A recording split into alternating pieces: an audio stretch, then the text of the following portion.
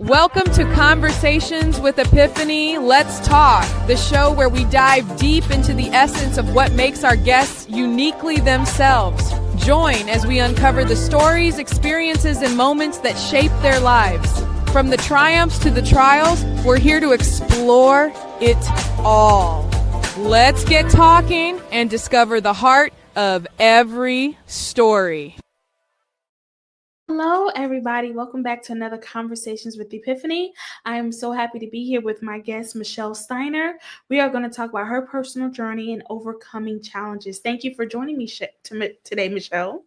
Oh, hello. Thank you for having me, Epiphany. I'm really excited about this conversation. Yes, thank you. So first and foremost, can you give a little background to who you are and your personal journey? Sure. Well, my name is Michelle Steiner. I live in Pennsylvania with my husband, Ron, our two cats, Jack and Sparrow. I am a writer, a speaker, and a photographer, and I'm a paraeducator. I work in a school with students who have disabilities and some who don't, and I find that really rewarding to be able to work with them. I also am a writer, and as I said, a writer and a speaker and a photographer. And I have a blog called Michelle's Mission where I write about my life with having a learning disability. And a lot of my inspiration that comes from my writing and my photography comes with my journey with having a learning disability. I have dyscalculia, which is a math learning disability. I have limited hand dexterity in both of my eyes, and I have visual perception issues, but that's in my brain, not in my eyes. Wow. And thank you for sharing your story. And I know you were once told that you wouldn't be able to get your college degree or have the career that you wanted. How did you stay motivated to pursue all the things that you wanted to pursue?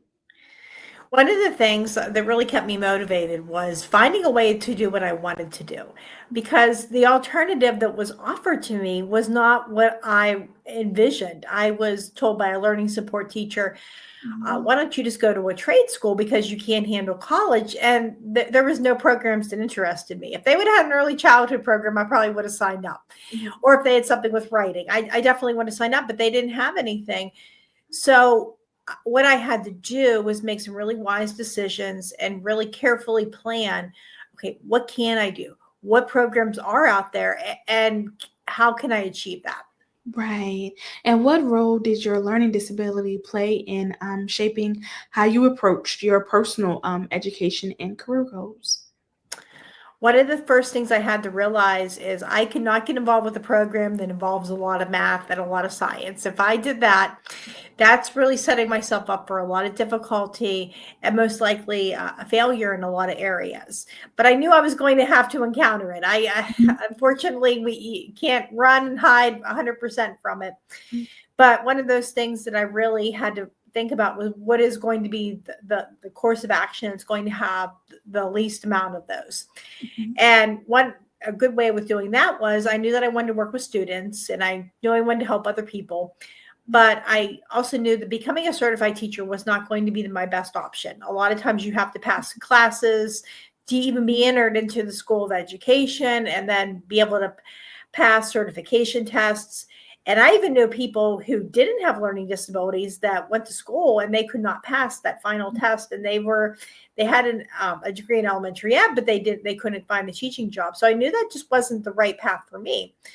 So what I ended up doing was I found a program I did for my associate's degree. I have an associate's in early childhood education.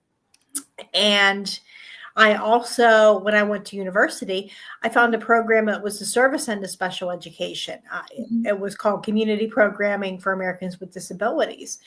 And I was able to still be able to be challenged in that right way, but also have success. And it was building myself up for success. And a lot of people didn't understand that. I had people that told me, well, if you just got your act together, I bet you could become an elementary school teacher. And it was just that, well, that's not how it worked out for me. But I can now see that I made those decisions based upon what I felt was best. Right. And that's the most important. Were there any specific turning points or moments of resilience that stand out for you during your academic or professional journey?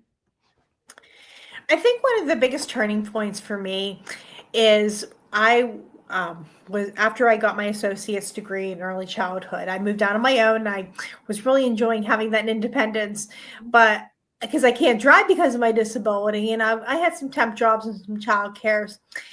And as much as I loved it, I still struggled with that purpose. And I can just remember thinking, okay, well, I always want more for myself, and be careful what you wish for, because for financial reasons, I had to move back in with my parents, and my job was downsizing at the time. And I thought, I'm going to give university a try. And I was at a friend's house. He worked at university, and I was looking through all the books, just of the different programs. And I saw the one, and I'm like, this is where I need to be at. That was something. And when I went back to school, I had such an easier time because I faced a lot of stigma my first time at community college. There was a lot of people saying the disability accommodations were cheating, and professors weren't always the most accepting of it. Sometimes if you ask for something like, oh, I need a calculator on my accommodations, they said, well, we know we use our brains. And I didn't use them, and I really struggled until I finally did. And this time, what I did was I made sure that I researched what accommodations were available. And this time I made sure that I used them. I had a note taker, I had tutoring, I had the extended test time. And what I found is when I finally started using them and advocating for myself, my grades improved dramatically. I made Dean's List for a semester. I was able to graduate, and school just became something that was manageable when I did that. I think that was a big turning point, definitely in my life with education. Right. Wow, that's beautiful how like advocacy is so important for just speaking up for yourself. As a writer and a speaker, how do you think your personal experience with learning disabilities influenced the stories that you tell personally? Well, writing was always healing for me from the time I was little. It was one of the first things I found out that I was really good at. Up until that point, I thought I was not good at anything. I struggled with so much in school, and I thought I have no talent. Life's always going to be really difficult for me. But they found that I could read really well. And my dad would read me stories every night whenever I was little. And then they found out that I could write. I wrote a story about a dinosaur in 2nd or 3rd grade, and my dad found it and said, wow, this is really good.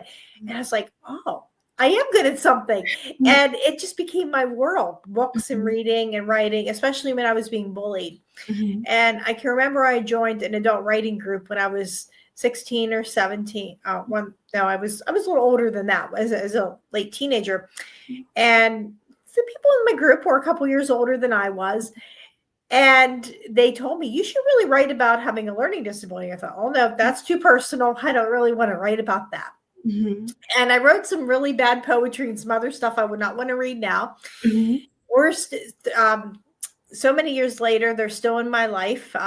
20 some years later, we still meet once a month to talk about our writing or in each other's lives. And when I finally took their advice about writing about having that, I had such a good reception. I was diagnosed with limited hand dexterity, and all of a sudden the light bulbs went off. That's why whenever things drop out of my hands, it's really difficult. Why my fine motor skills were so affected. And my husband and I, when we bought our first house, that's when I had the inspiration for the article. There was a call in the mighty. What's a seemingly easy task for other people, but it's really hard for you with your disability. And I got that courage and I wrote about it, and I had such a really good response that other people were like, oh, that's my story. Or I thought I was the only one that struggled with that. And that encouraged me to write other articles and to get published other places, and also to start my own blog. Wow, that is really good. I know writing, like for me as well, it's very therapeutic. I love it, just to get that like nudge even from other people to give you that like, hey, you should write about this. I think it's very cool. How you guys still keep in touch to this day, that's awesome. How do you use your platform to inspire others who may be facing the same challenges you have? Well, one of the things I do is I tie a lot of nature analogies in with things. So I really, that's really influential. I might talk about the process of accepting my disabilities, like a flower that's blooming, or maybe a garden with neurodiversity, with just all the different types that are out there. And I try to keep things also very real. I can write about my experience, and that might be different from somebody else's, and that's okay too. But I try to write from what my experience is like. And I just want to make that really clear to other people too. And just to have that honesty about this, but also to make it relatable with those experiences, but also to use some nature analogies to be able to explain some things too. I think that's important. Mhm. And I think it's also important to give other people a perspective about what learning disabilities are, because there's a lot of misconceptions that other people have about them. So Mhm. I want to be able to not only educate others and to be there for other people that have them, but also for maybe somebody who doesn't know what they are, to get that information. Right. That's really good. Like, because it's information that, some people don't know about. So that's very good to lend your voice with that. And I know you mentioned photography. So it's photography such another creative outlet medium. How did you get started and what role does it play expressing your experiences or telling stories? Well, how I got started was a long time ago. I took a picture of prom of a tree at our venue that was there.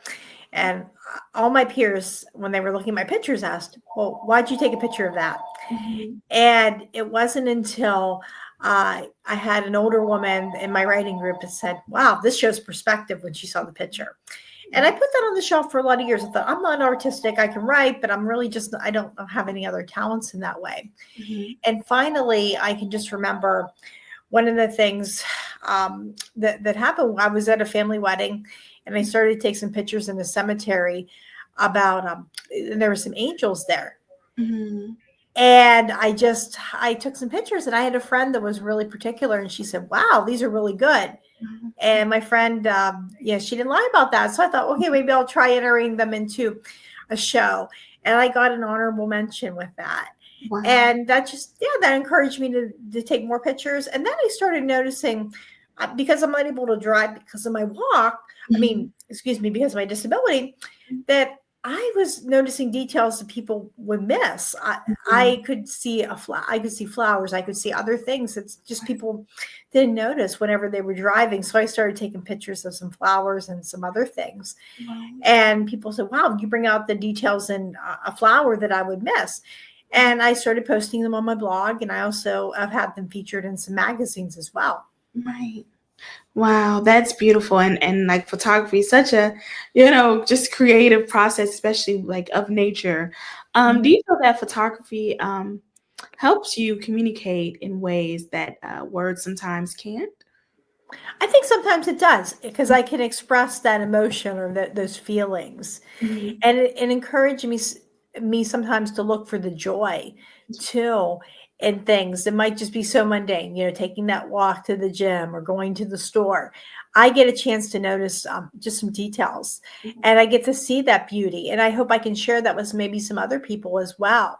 Wow. And I think it also just expresses sometimes just maybe how I am feeling too, or maybe just seeing that hopefulness, or just something that just cheers me up if I'm having a day and I get to see that. So I think sometimes that can be another great way of expression. Mhm. Very true. That's so true. And I know you also mentioned being a power educator. What do you think is the most important thing educators and support staff can do to empower students with different learning disabilities?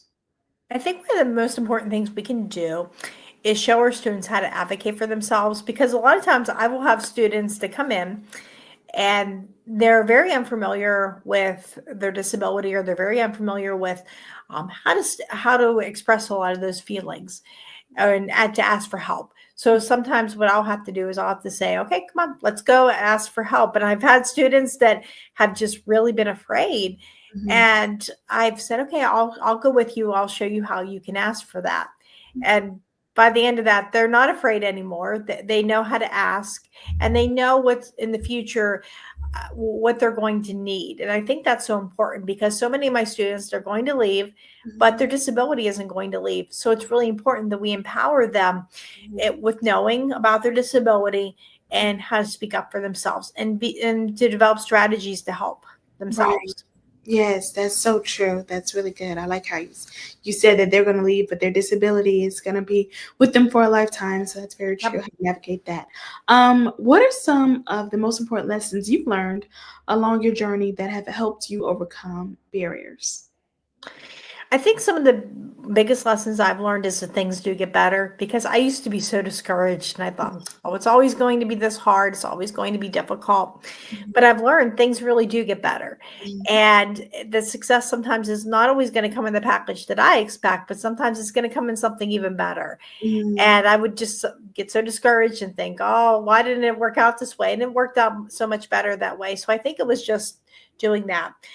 Another thing is to also recognize that, just to find the different ways to be able to help yourself.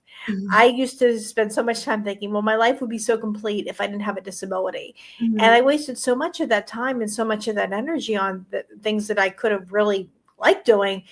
And it's been so much better spent if I would have found ways to be able to do some of those things. And there are ways to do things. That's something I have to think about. If I'm not able to drive, I can walk to where I need to go, where I can get a ride. I have some equipment that helps me in the kitchen. I can't tell time on the face of a clock, so I use my Fitbit. And it's just finding those ways and what's going to work for you. It is just something that really just comes with time and practice and some patience. Right. Wow. That is so true. And how do you personally define success, especially in a world that sometimes tells people with learning disabilities they're limited in what they can achieve in this world? I think success is one of those things that, as long as I know that I'm doing the best that I can do, and I set some reasonable goals for myself, and I'm happy with that, then I think that I've been successful in my life. And I think it's knowing what you want and being able to find a way to do that. Right. Wow. Well, thank you so much, Michelle, for your time and for telling your story. And thank you for Conversations with Epiphany for joining us. And it's never too late to start chatting. Until then, I'll see you next time. Bye-bye.